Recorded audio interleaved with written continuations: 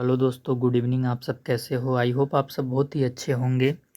और ये आज जो आपकी क्लास है, ये क्लास बीएड थर्ड सेमेस्टर वालों के लिए है, जो बीएड के थर्ड सेमेस्टर की पढ़ाई कर रहे हैं।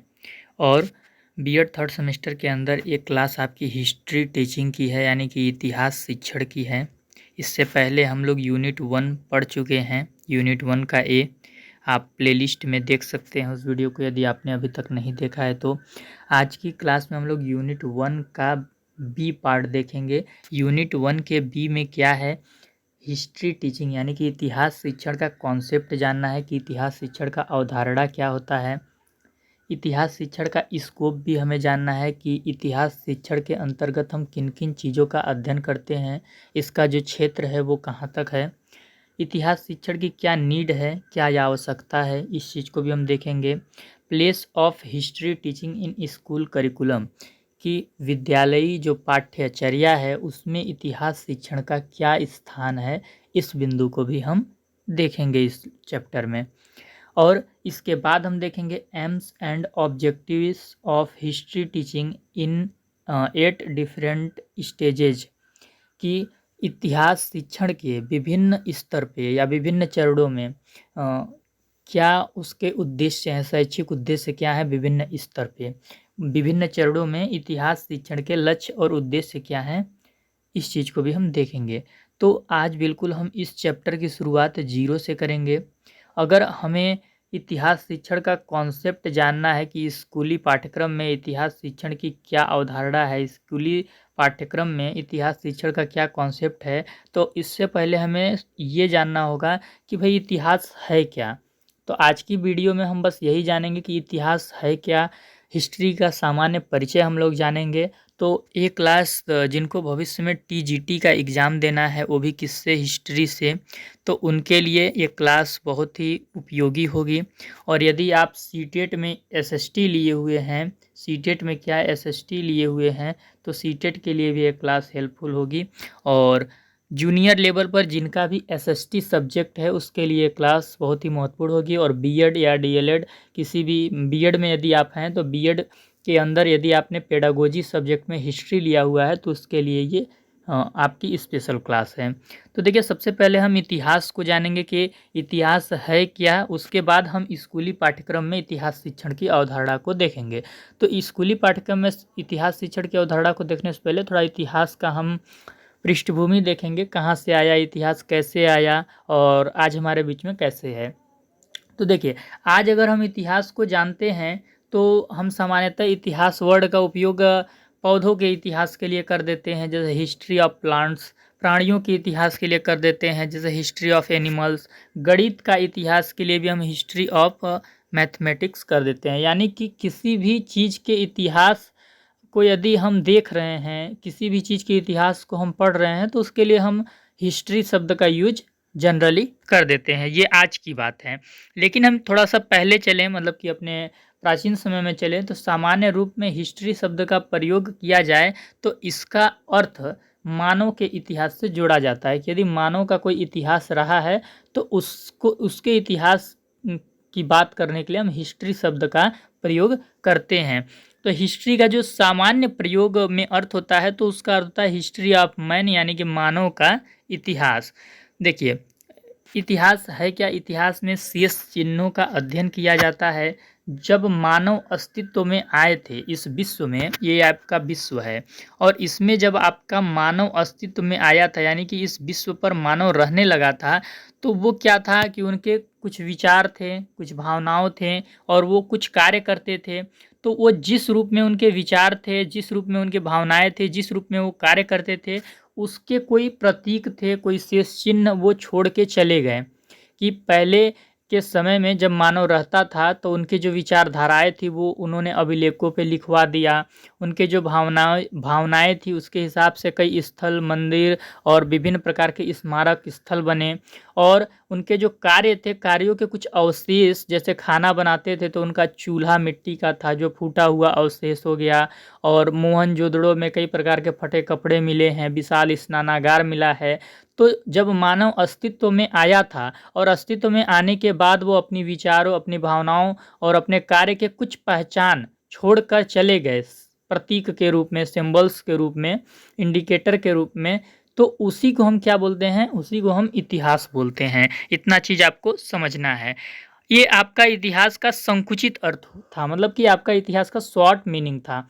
अगर हम देखते हैं कि इतिहास का व्यापक अर्थ क्या है, कि यानी कि इतिहास का वाइड मीनिंग क्या है, तो प्रत्येक वस्तु या घटना है जो कभी घटित हुई। इतिहास क्या है? प्रत्येक वस्तु या प्रत्येक घटना है जो घटित हो चुकी है, यानी कि अभी हो नहीं रहा है, वो पहले हो चुका है। तो इससे आप क्या समझेंगे कि पास्ट की चीज़ों को हम क्या बोलते हैं? इतिहास बोलते हैं। कि जो चीज़ गुजर गया है, जो चीज़ बीत चुका है, यानी बीते हुए चीज़ों की जब हम बात करते हैं, बीते हुए चीज़ों का जब हम अध्ययन करते हैं, या बीते हुए चीज़ों की जब हम जानने की कोशिश करते हैं, तो वो क्या है? इतिहास है। ये चीज़ आपको समझ लेना है। यह स्वयं अतीत है। इतिहास क्या है? अपने आप में अतीत है, मतलब कि वो गुजर चुका है, यानी कि जो चीज़ हो चुका है हम उसकी बात कर रहे हैं, और उसको आइडेंटिफाई करने के लिए या उसको एक शब्द देने के लिए हम इतिहास का प्रयोग करते हैं। कि जैसे हमें मान लीजिए कि 1952 के बारे में जानना है, तो हम बोलेंगे कि 1952 का इतिहास क्या था। तो आप ऐसे समझ सकते हैं। थोड़ा सा और एक अच्छा परिभाषा हम इतिहास का देख सकते हैं। अतीत को प्रत्यक्ष रूप से नहीं देखा जा सकता है। देखिए, जैसे कि मान लीजिए कि महात्मा गांधी जी थे, तो महात्मा गांधी जी की जब मृत्यु हो गई, और अब हम 2023 में उनको क्या प्रत्यक्ष रूप से देख सकते हैं? नहीं देख सकते हैं। लेकिन अगर उनके विषय में हमें कुछ जानना है, हम उनके बारे में कुछ सूचना प्राप्त करना चाहते हैं, तो उस किसके थ्रू हम कर पाएंगे? उसके लिए फिर हमें इतिहास की ज़रूरत पड़ती है। इतिहास क्योंकि बीते हुए घटनाओं का अध्ययन कराता है, बीते हुए सूचनाओं को हमें प्राप्त कराता है। तो देखिए, परिभाषा क्या है? अतीत को प्रत्यक्ष रूप से नहीं देखा जा सकता है।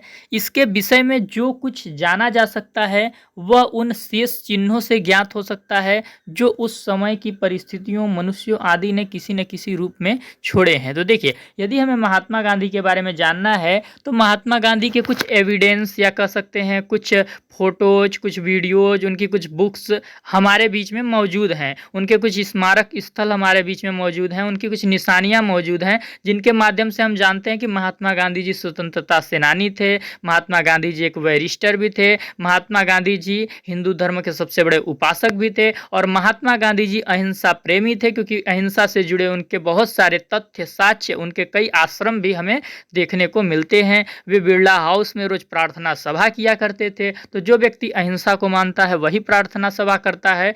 तो इस प्रकार से महात्मा गांधी जी जब जीवन यापन कर रहे थे, तो उन्होंने कुछ प्रतीक छोड़े, कुछ शेष चिन्ह छोड़े, कुछ साक्ष्य उनसे जुड़े हुए मिले, जिनके माध्यम से हम महात्मा गांधी के बारे में जानते हैं। और महात्मा गांधी जी आज हमारे बीच में नहीं हैं, तो उनके बारे में यदि आज हम जान रहे हैं, तो वो हम इतिहास के थ्रू ही जानते हैं। इतना आप समझ लीजिए। इसके बाद एक और इम्पॉर्टेंट चीज़ क्या है? एक और महत्वपूर्ण चीज़ ये है कि अतीत के तथ्यों के शेष चिन्ह ही इतिहास का निर्माण करते हैं। देखिए, जैसे कि आप अभी अपना जीवन यापन जी रहे हैं, यदि आपके कोई भी साक्ष्य, कोई भी आपसे जुड़ी हुई सूचना यदि मौजूद नहीं है, तो इतिहास का निर्माण नहीं हो सकता। क्योंकि अगर आपसे जुड़ा हुआ कोई भी तथ्य, कोई भी साक्ष्य, कोई भी सूचना नहीं मौजूद है, तो फिर जो आपके जाने के बाद लोग आएंगे, वो आपके बारे में कैसे जानेंगे? और जब बीते हुए कल के बारे में वो नहीं जान सकते, यानी इतिहास नहीं बन सकता। तो इतिहास किससे बनता है? मोस्ट इम्पॉर्टेंट चीज़ है, आप इसको याद कर लीजिएगा। बहुत ही इतिहास के डेफिनेशन का इतिहास के डेफिनेशन की पकड़ हो जाएगी आपको, कि इतिहास का जो निर्माण होता है वो अतीत के तथ्य, यानी कि जो समय बीत चुका है, जो समय गुजर चुका है, गुजरे हुए समय में कुछ जो तथ्य थे उनके यदि चिन्ह बचे हुए हैं, जो गुजरे हुए तथ्य थे, जो गुजरी हुई घटनाएं थी, उनके चिन्ह, उनके साक्ष्य यदि बचे हैं, तो ही उनसे इतिहास का निर्माण हो सकता है। तो ये चीज़ आप एकदम ध्यान रखिएगा। अब इसके बाद बहुत ही मोस्ट इम्पॉर्टेंट चीज़ के बारे में हम बात करने वाले हैं। ये आपके टीजीटी के एग्ज़ाम में पूछने की 100% गारंटी होती है, या फिर आप कोई भी कॉम्पिटिशन्स एग्ज़ाम दे रहे हैं यदि उसमें हिस्ट्री है, जैसे लेखपाल भर्ती हो गया, टीचर्स एग्ज़ाम हो गए, टीचर ट्रेनिंग के एग्ज़ाम हो गए, ये सब में आपका ये चीज़ पूछा जाता है। देखिए इतिहास का जन्म कैसे हुआ, अब हम इस पे बात करेंगे। इतिहास के जनक किसको बोला जाता है, यानी कि फादर ऑफ हिस्ट्री किसको बोला जाता है, हेरोडोट्स को बोला जाता है। और ये 500 ईस्वी पूर्व में आए थे। इन्होंने पहली बार इतिहास को स्टोरी टेलिंग हिस्ट्री के रूप में प्रदर्शित किया था, यानी कि कोई कहानी थी उसको उन्होंने जैसे कोई भी घटना थी उसको कहानी के रूप में इन्होंने प्रदर्शित किया था। तो इसलिए इनको स्टोरी टेलिंग हिस्ट्री के भी जनक बोला जाता है, कथात्मक इतिहास का जनक भी इनको बोला जाता है। कि जैसे कि गुजरे हुए कल को इन्होंने कहानी के माध्यम से कहानी जैसे लिख दिया था, जो कि जिसको क्या बोला गया था, कथात्मक इतिहास बोला गया उस समय पे। और इनका जो काल था वो 500 ईसा पूर्व था। प्रबोधक इतिहास के यदि जनक की बात की जाए तो थ्यूसिडाइड्स को बोला जाता है। थ्यूसिडाइड्स 411 ईसा पूर्व में आए और इन्हें प्रबोधक इतिहास का जनक बोला जाता है। ये सब बहुत ही इम्पोर्टेंट फैक्ट हैं, जो कि आपको कोई भी आप टीजीटी या पीजीटी देंगे तो वहाँ पे आपको ये काम देगा। वैज्ञानिक इतिहास का उद्गम किसने किया, यदि आपसे पूछ देगा तो आपको बताना है कि सर्वप्रथम 19वीं शताब्दी में रेंक ने किया था वैज्ञानिक इतिहास का उद्गम। वैज्ञानिक इतिहास का क्या मतलब है, वह है कि जो बीता हुआ कल है उसको एक क्रम में उन्होंने प्रस्तुत किया था, व्यवस्थित ढंग से प्रस्तुत किया था। मतलब कि एक कह लीजिए कि सिस्टमैटिक ढंग से उस बीते हुए कल को इन्होंने प्रस्तुत किया था, जिसके कारण इनको वैज्ञानिक इतिहास के उद्गम के रूप में यानी जनक के रूप में जाना जाता है। बाद में निबुर एक व्यक्ति थे जिन्होंने इसका विकास किया। वैज्ञानिक इतिहास के विकास की बात की जाए तो निबुर ने इसका विकास किया। ये चीज़ आप जान गए। तो आज हमने इतिहास के परिचय में क्या क्या जाना है, कि आज के समय में हम इतिहास वर्ड का यूज किन किन संदर्भों में करते हैं, यानी कि जनरली हम हर चीज़ के संदर्भ में इतिहास को जोड़ देते हैं। सामान्य रूप में इतिहास का अर्थ क्या होता है, मानव के इतिहास की जब हम बात करते हैं तो सामान्य रूप से इतिहास की चर्चा होती है। हमने बताया कि इतिहास क्या है, बीते हुए कल में जो प्रतीक छूटे हुए हैं, जो चिन्ह छूट गए हैं, उनके माध्यम से हम कुछ जानने की कोशिश करते हैं, वही इतिहास का निर्माण करते हैं। इतिहास का हमने व्यापक अर्थ भी जाना, और व्यापक अर्थ जानने के बाद इतिहास का जन्म कैसे हुआ इस चीज़ को भी हमने देखा। कल की वीडियो में या अगली जब भी वीडियो इतिहास से आएगी आपकी, तो उसमें हम कुछ इतिहास से जुड़े हुए जो लोग थे उनकी विचारधाराओं को जानेंगे। उसमें दो चीज़ों को हम देखेंगे। कुछ लोग थे जो कि इतिहास का क्या करते थे, विरोध कर रहे थे। उनका मानना था कि इतिहास की कोई वैल्यू नहीं है, इसे पढ़ना कोई भी ज़रूरी नहीं है।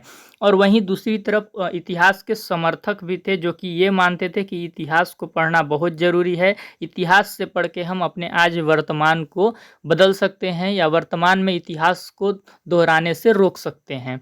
तो दोनों प्रकार की जो विचारधाराएं थी उनको हम अगली वीडियो में जानेंगे, और उसके बाद हम कोशिश करेंगे कि इतिहास को हम सिस्टमैटिक ढंग से देखना स्टार्ट करेंगे। ये इतिहास से जुड़ी आपकी इंट्रोडक्शन की कम से कम 2 क्लासेस चलेंगी।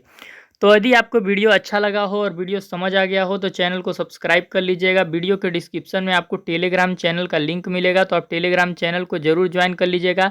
वहाँ पे आपको बीएड 3rd सेमेस्टर से जुड़ी हुई पीडीएफ मिलेंगी, किसकी, लेसन प्लान की पीडीएफ आपको प्रोवाइड की जाएंगी। और यदि आपको लेसन प्लान बनाने में किसी भी तरह की दिक्कत आती है तो आप मुझसे बात कर सकते हैं।